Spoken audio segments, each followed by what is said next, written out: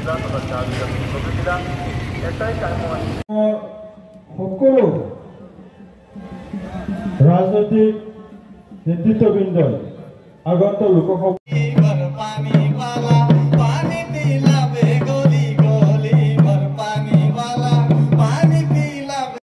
অত্যন্ত সুখী।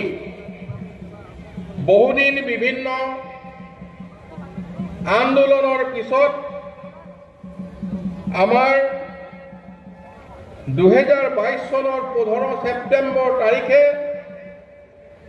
আদিবাসী শান্তি চুক্তি সম্পাদন হৈছিল ভাৰতবৰ্ষৰ চৰকাৰ গৃহমন্ত্ৰীৰ সন্মুখত, অসমৰ মুখ্যমন্ত্ৰীৰ সন্মুখত আৰু চাহ জনগোষ্ঠীয় নেতাসকলৰ সন্মুখত। এতিয়া যেতিয়া এখন চুক্তি হয় তেতিয়া পিছৰ পৰ্যায়টো আহে চুক্তিখন ৰূপায়ণ কৰা। ৰূপায়ণ কৰিবলৈ হ'লে কেন্দ্ৰীয় চৰকাৰৰ সহযোগ লাগিব, ৰাজ্য চৰকাৰৰ উদ্যোগ লাগিব আৰু চুক্তি স্বাক্ষৰকাৰীসকল আমাৰ চাহ জনজাতীয় নেতাসকলৰো সম্পূৰ্ণ সহযোগিতা লাগিব।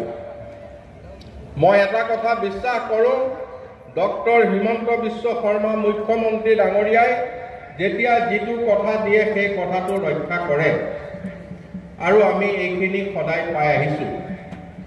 আৰু এই চুক্তিখন মৰ্যাদা সম্পন্নভাৱে সন্মান সহকাৰে এই চুক্তিখন ৰূপায়ণ হোৱাটো আমি প্ৰত্যেকজন অসমবাসীয়ে বিচাৰিছোঁ, প্ৰত্যেকজন চাহ জনগোষ্ঠীয় লোকে আমি এইটো আশা কৰিছোঁ। ইয়াত আজি মাননীয় মুখ্যমন্ত্ৰীৰ প্ৰতি এখন স্মাৰক পত্ৰ আমাৰ হাতত অৰ্পণ কৰা হৈছে।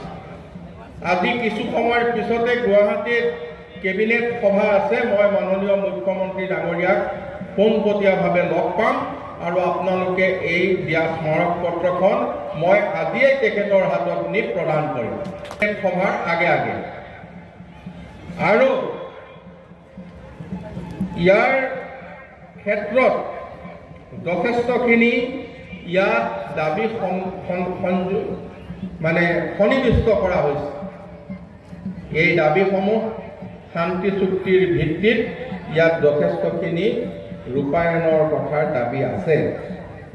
অনুসূচিত জনজাতি, অনুসূচিত জাতিৰ মৰ্যাদা, এইটো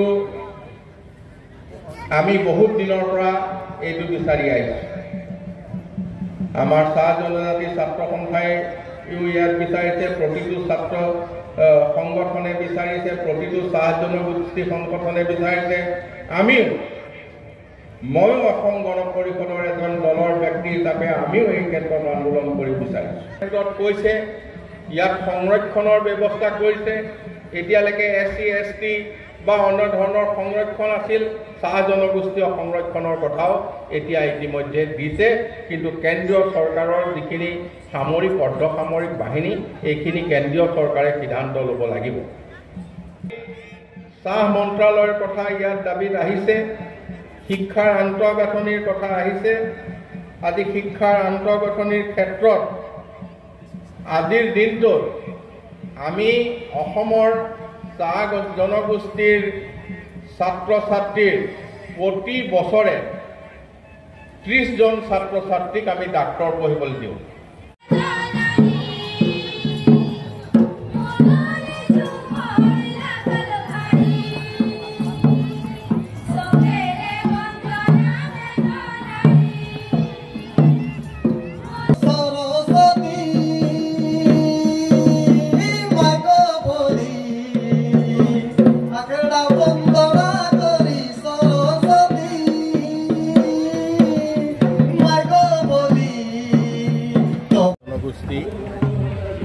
জাতীয় মহা অভিৱৰ্তনৰ আজি প্ৰথমখন অভিৱৰ্তন কলিয়াবৰৰ আমনিত অনুষ্ঠিত হৈছে। ইয়াত সকলো